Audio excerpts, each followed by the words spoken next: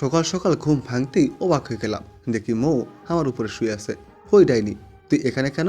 নাম আমার উপর থেকে। ওই কুত্তা, বেশি কথা বলবি না, চুপচাপ শুয়ে থাক। আমি অনেক ভালো লাগতেছে।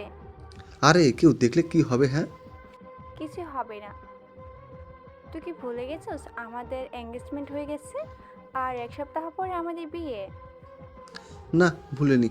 তুই আমার উপর থেকে সর, আমাকে উঠতে দে। চুপ। এখন আমি আর তোর বেস্ট ফ্রেন্ড না, এখন আমি তোর বউ, বুঝলি? এখন কোনো কথা না বলে শুয়ে থাকো, জান। দেখ মৌ, এখন কিন্তু বেশি হয়ে যাচ্ছে। প্লিজ ছাড় আমাকে। আচ্ছা ঠিক আছে, ছেড়ে দিলাম। শুধু বিয়েটা একবার হতে দেও, জান, এরপর তোমাকে বোঝাবো। তুই এই সময়ে আমাদের বাসায় কেন? তাও আবার আমার রুমে? ওই, আমি আসবো না তাহলে কি অর্ণমী আসবে? হুম।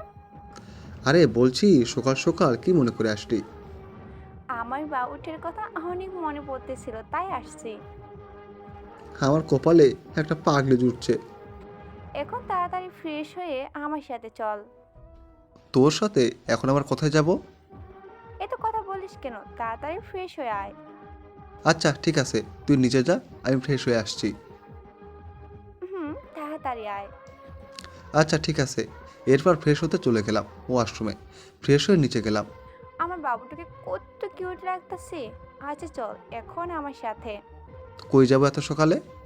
ওই 11টা বাজে, এখন তোর কাছে কি এখন সকাল মনে হয়? আচ্ছা সরি, তোর সাথে আমি পারবো না রে বাবা। কিন্তু কোথায় যাবি ওইটা তো বল। ওই কুত্তা, তোর কি মনে নেই কাল রাতে তোকে কি বলেছি? কি বলছোস? ওই, তোর মন থাকে কই? কালকে না বললাম আজকে ফুচকা খেতে যাব। এই সময় কেউ ফুচকা খেতে যায়? ফুচকা তো বিকেলে খেতে যাব। না, এক্ষুনি যাব আমি। আচ্ছা চল, তোর পাগলামির সামনে আমি কখনো জিততে পারবো না রে। হুম, জান, চলো।